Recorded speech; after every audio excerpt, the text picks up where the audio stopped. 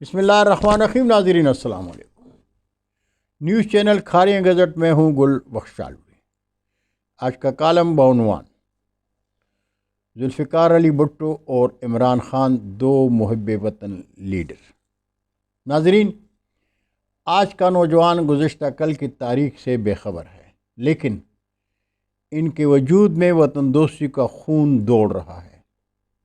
وہ اپنے دیس اور دیس والوں کے لیے اپنے دور کے زندہ ضمیر قیادت کے ساتھ نکلتا ہے، لیکن مردہ ضمیر اور ضمیر فروش ان سے ان کی قیادت چھین لیتے ہیں. یہ کہانی بڑی دردناک ہے.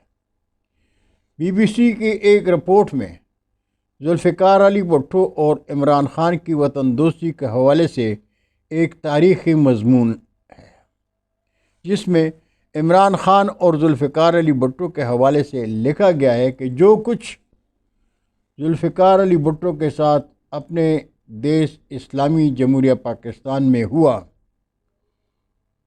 ظلم و جبر کی وہی تاریخ آج پھر دہرائی جا رہی ہے.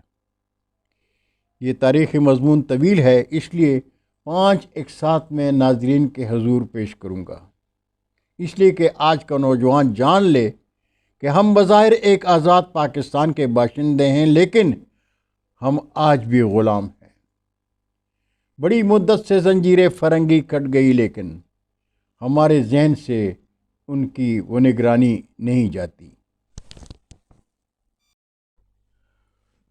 بھٹو سے عمران خان تک تاریخ کا سلسلہ نمبر 4. بعنوان فوجی بغاوت کو امریکی آشیرواد حاصل تھی. ناظرین، مظہر عباس کہتے ہیں جنرل ضیاء الحق کو فوج کا سربراہ بنانے میں بھی ایک داستان ہے.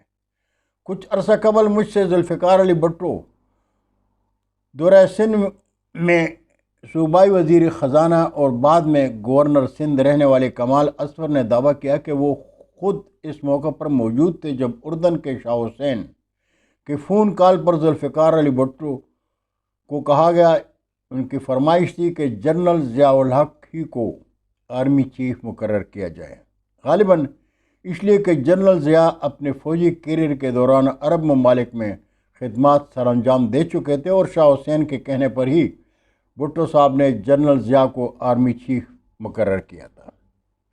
لیکن پیپل پارٹی کے مرکزی کور کمیٹی کے رکن اور سینیٹر تاج حیدر سمجھتے ہیں کہ ذوالفقار علی بھٹو کے خلاف یہ سیاسی محاذ نہ تو محض فوجی اسٹیبلشمنٹ کا فیصلہ تھی اور نہ ہی محض مقامی نوعیت کی کارروائی. اسلامی ممالک کی سربراہی کانفرنس 1974 میں ہوئی تھی، بھٹو اس کے رہنما بنے. غیر جانبدار ممالک کی کانفرنس ہوئی تو یہ بھی عالمی پیمانے پر ایک ابھار ہو رہا تھا. بھٹو صاحب کو عالمی کھلاڑیوں نے اقتدار سے محروم کیا. پاکستان سوشلزم کا مرکز اور سامراجی دشمنوں کا گڑھ بن گیا. جو اسلامی سربراہی کانفرنس ہوئی وہ سامراجیت کے خلاف تھی. اسلامی تاریخ میں یہ پہلا موقع تھا کہ اسلامی ممالک کے سربراہان ایک چھت تلے جمع ہوئے اور فیصلہ کیا کہ القدس کو آزاد کروائیں گے. یعنی اسرائیل جو امریکہ کا سب سے بڑا مہرہ تھا، اس کے خلاف یہ سب ممالک متحد ہوتے ایک طاقت بن رہی تھی، تو ظاہر ہے کہ امریکہ کے لیے ایک بڑا خطرہ تھا اور بہت سے لوگ سمجھتے تھے کہ کار ثواب ہو رہا ہے. لیکن پاکستان کی مذہبی لابی اور اسٹیبلشمنٹ اور بھی کئی لابیاں امریکہ ہی کے زیر اثر کام کر رہی تھیں. تاج حیدر کہتے ہیں کہ مجھ سے جماعت اسلامی کے مرکزی رہنما پروفیسر غفور احمد نے کہا، اور انہوں نے اپنی کتاب اور لائن کٹ گئی میں بھی لکھا کہ ہمیں تو دور دور تک پتہ نہیں تھا کہ بھٹو کو سیاسی منظر سے ہٹانے کے پیچھے کون کون تھا. ہم تو سمجھ رہے تھے کہ ملک کو قوم کے لیے کر رہے ہیں. ذوالفقار علی بھٹو کے بعض حامی اور پیپل پارٹی کے بہت سے رہنما بھی حکومت کے خلاف حزب اختلاف کے مجتمع ہو جانے کی محض اندرونی معاملہ نہیں سمجھتے، جیسے اب عمران خان مغربی طاقت کو اپنے اقتدار کے خلاف سازش کا ذمہ دار ہونے کا مورد الزام ٹھہرا رہے ہیں. بالکل ویسے ہی پیپلز پارٹی نے بھی جنرل ضیاء کی قیادت میں ذوالفقار علی بھٹو کے خلاف ہونے والی فوجی بغاوت اور بھٹو کو معزولی کا ذمہ دار امریکہ کو قرار دیا تھا۔ اس دور میں شائع ہونے والے اخباری بیانات کے جائزہ لیا جائے تو پتہ چلتا ہے کہ ذوالفقار علی بھٹو نے بھی کسی کا نام لیے بغیر ہی کہنا شروع کر دیا تھا کہ غیر ملکی طاقتیں انہیں اقتدار سے باہر کرنے کا منصوبہ بنا رہی ہیں۔ سن 2005 میں شائع ہونے والی کتاب Pakistan and the emergency of Islamic militancy in Afghanistan, Pakistan اور افغانستان میں اسلامی شدت پسندی کا ظہور کے مصنف رضوان حسین کے مطابق پیپل پارٹی نے یہی موقف اپنایا کہ اس فوجی بغاوت کو امریکی آشیرواد حاصل ہے۔